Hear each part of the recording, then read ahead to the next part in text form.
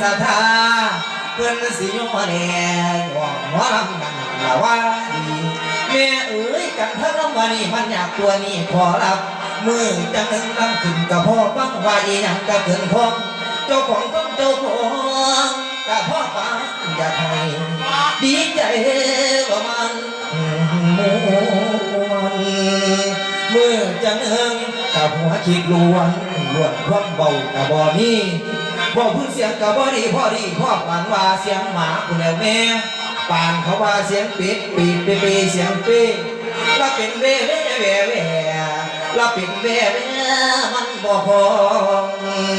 มือจังสันอยากปาดคอตัวของผู้แล้วแม่มือได้เป็นจังสันอยากปันถิ่มให้มากมามือจังหนึ่งปานผู้ข้อมันขาเขาผัดว่าคุยหุ่นปานาแม่มันอยากตัวนี้ขอรับบังคับเอาบ่มีใดว่าท่านคือขวัญคือไม่คือเด็กบ่มียากขาดทิมออกรถกระไดแม่มันใส่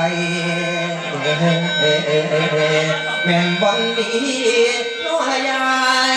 โอ้ยน้อโอ้ยน้อ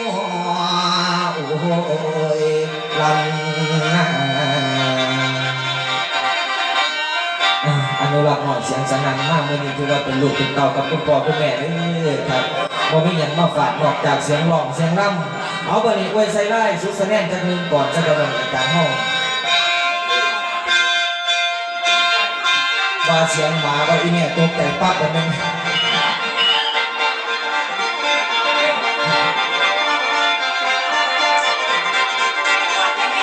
ก่อนจะแย่งแล้วแม่เนาะ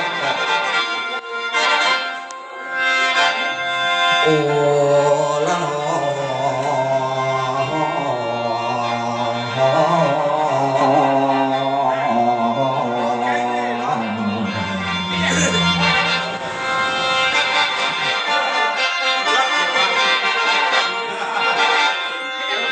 เอาละอันนี้ผมนี่แหละครับอนุรักษ์เสียงสนั่นนี่ละเด้ออนุรักษ์ด้วยเสียงดังพอละทั้งเสียงดีนักกวีทำลำเพลงกับไว้เด้อไผ่เกิดอยู่บ้านหนองแต่ขึ้นตำบลพ้นสูงอำเภอบ้านดูจังหวัดอุดรธานีคนกะบ่จบบ่งามกะบ่สูงกะบ่ต่ำกะบ่กำหรือเท้าโอ้โหพวกคุณลุงคนเอาผ้ากันจำไม่แน่พวกผู้เฒ่าผู้แก่อยากได้ผมมาลำอยากเป็นแฟนประจำเชิญเจ้าเยี่ยมลำมาทาง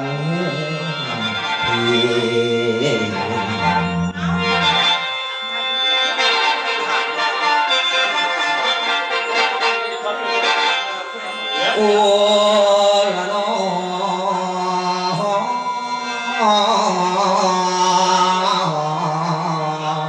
พี่น้องใหม่ชาวไทย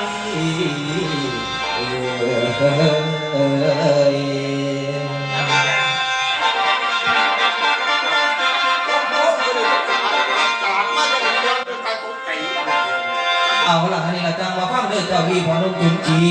พวกนักปราชญ์เมธีนี่พระสงฆ์องค์เจ้าเขาได้เป็นเมื่อเจ้าตกแต่งกองบุญได้ละสาระตรงยุ่งบาดใจลายบังสิ่งเป็นบุญละภาษามหากาถินต้องกาใส่ถึงที่ละเงินทำกำแก้วได้ไปหานักแอวนักลองนักล้ำเพื่อจะเป็นของนั้นผู้เสียขันมันมีจังหมอลำต่างถิ่นยังซื้อเสียงดังก็พวกเจ้าอยากฟังยานดีเด็ดขาดอยากเบิ่งไม่โอละก็อยากเบิ่งว่ากำหนดเบิ่งก่อนอยู่ทางไหนแต่ไปร้องจางมาจนได้ผู้หนึ่งได้หมอใหญ่ลำเก่งตัวจริงได้หมอลำผู้ยิ่งยาฝีปากเอกเทียมละมาปีเอกละผู้บังชาการผู้สองนั้นไปได้ล้างหมอลำน้อยบ่รู้จักกาบซอยว่าทาว่าที่กระทบของกับบดีทาโปกเครื่องเป็นนั่งเดียวก็เตือผู้ลงมาลงหลังกับเครื่องเสียงกับบ่หลังว่าตุ้งกับบ่ให้เรียนไม่ก็เล่นใหม่2 3 4 วัน4มาลับใจกันก็พอดีเลิกล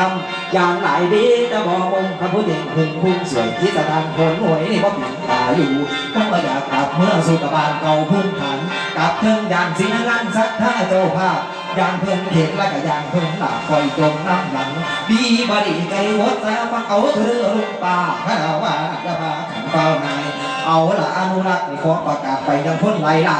ถ้ามันผิดพลาดพังอย่าสันขาดาอย่าง หามาดีวันนั้นลำกับมวนควันหูผู้มาฟังมาดูก็จมน้ำแรงเศร้าผู้ได้มาเห็นเขาฟังน้ำกับว่าจริงน้ำสิงกับว่าได้ก็ลงจีหีหมา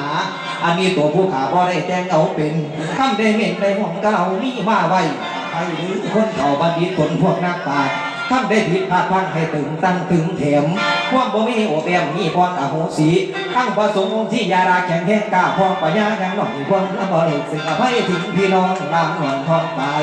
ยาเป่ามีแต่ให้มีปล่อยดาราวีพอผมยังบ่ทันดีก็อ่อนพุ่งความรู้เป็นจังได้ก็สิหมดสาวสีสาวสีสาวบ้านออกพุ่งให้ว่าจักเป็นจุงสะบังพงสาวพวกบ่รู้บ่ลาเมื่อนี้หมอลำสองภู